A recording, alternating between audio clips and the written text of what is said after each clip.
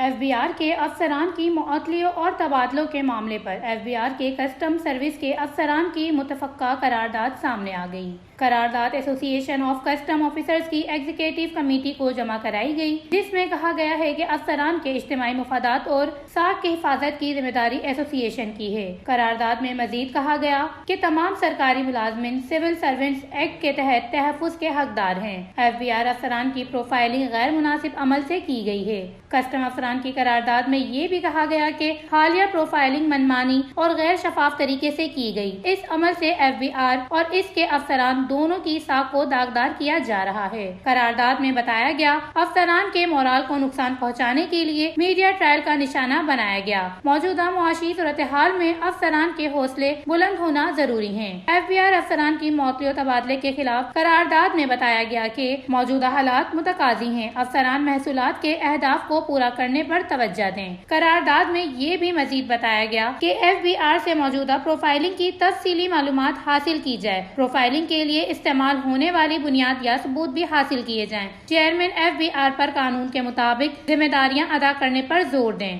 وش news